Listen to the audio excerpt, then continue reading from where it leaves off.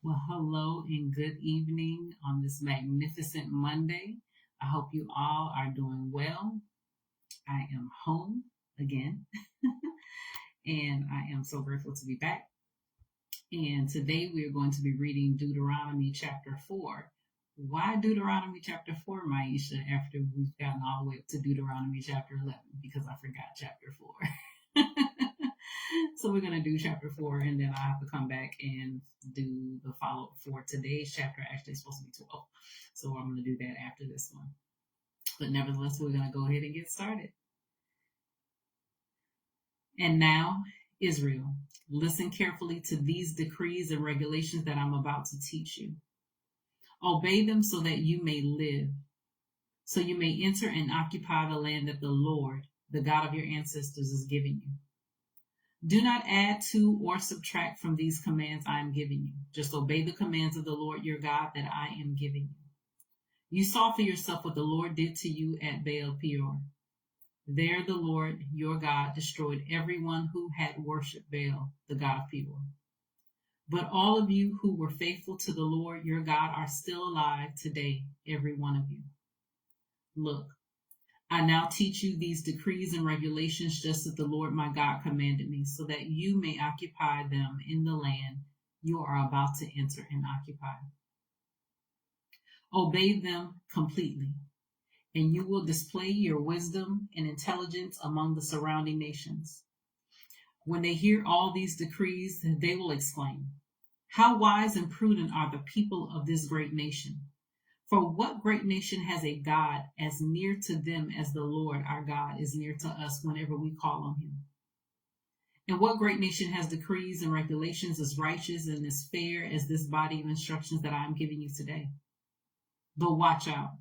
Be careful never to forget what you yourself have seen.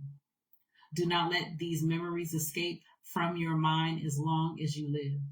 And be sure to pass them on to your children and grandchildren. Never forget the day when you stood before the Lord your God at Mount Sinai, where he told me, 'Summon the people before me, and I will personally instruct them. Then they will learn to fear me as long as they live, and they will teach their children to fear me also.' You came near and stood at the foot of the mountain while flames from the mountain shot into the sky. The mountain was shrouded in black clouds and deep darkness, and the Lord spoke to you from the heart of the fire.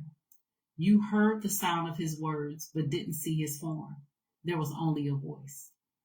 He proclaimed his covenant, the 10 Commandments, which he commanded you to keep, and which he wrote on 2 stone tablets. It was at that time that the Lord commanded me to teach you his decrees and regulations so you would obey them in the land you are about to enter and occupy. But be careful. You did not see the Lord's form on the day he spoke to you from the heart of the fire at Mount Sinai. So do not corrupt yourselves by making an idol in any form, whether of a man or a woman, an animal on the ground, a bird in the sky, a small animal that scurries along the ground, or a fish in the deepest sea.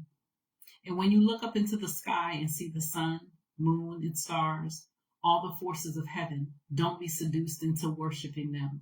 The Lord your God gave them to all the peoples of the earth. Remember that the Lord rescued you from the iron smelting furnace of Egypt in order to make you his very own people and his special possession, which is what you are today. But the Lord was angry with me because of you. He vowed that I would not cross the Jordan River into the good land the Lord your God is giving you as your special possession. You will cross the Jordan to occupy the land, but I will not. Instead, I will die here on the east side of the river. So be careful not to break the covenant the Lord your God has made with you. Do not make idols of any shape or form, for the Lord your God has forbidden this. The Lord your God is a devouring fire. He is a jealous God. In the future, when you have children and grandchildren and have lived in the land a long time, do not corrupt yourselves by making idols of any kind. This is evil in the sight of the Lord your God, and will arouse his anger. Today I call on heaven and earth as witnesses against you. If you break my covenant, you will quickly disappear from the land you are crossing the Jordan to occupy. You will live there only a short time. Then you will be utterly destroyed. For the Lord will scatter you among the nations, where only a few of you will survive. There, in a foreign land, you will worship idols made from wood and stone, gods that neither see nor hear nor eat nor smell.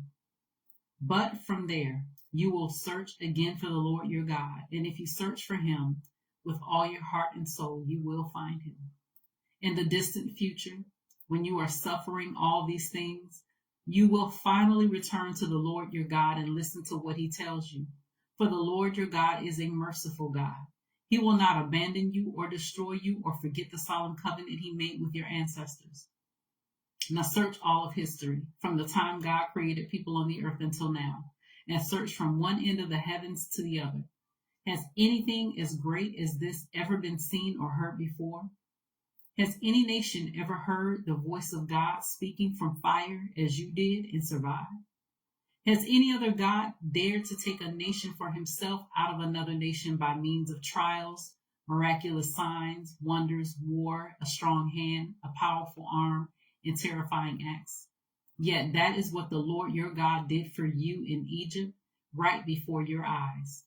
He showed you these things so you would know that the Lord is God and there is no other. He let you hear his voice from heaven so he could instruct you. He let you see his great fire here on earth so he could speak to you from it. Because he loved your ancestors, he chose to bless their descendants. And he personally brought you out of Egypt with a great display of power. He drove out nations far greater than you, so he could bring you in and give you their land as your special possession, as it is today. So remember this and keep it firmly in mind. The Lord is God both in heaven and on earth, and there is no other. If you obey all the decrees and commands I am giving you today, all will be well with you and your children. I am giving you these instructions so you will enjoy a long life in the land the Lord your God is giving you for all time. Then Moses set apart 3 cities of refuge east of the Jordan River. Anyone who killed another person unintentionally without previous hostility could flee there to live in safety. These were the cities: Bezer on the wilderness plateau for the tribe of Reuben, Ramoth in Gilead for the tribe of Gad, Golan and Bashan for the tribe of Manasseh. This is the body of instruction that Moses presented to the Israelites. These are the laws, decrees, and regulations that Moses gave to the people of Israel when they left Egypt.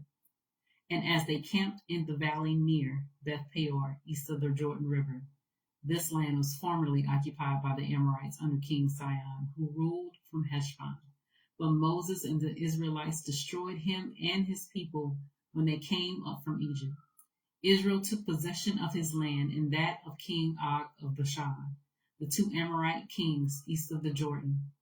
So Israel conquered the entire area from Ararah, at the edge of the Arnon Gorge, all the way to Mount Sirion, also called Mount Hermon.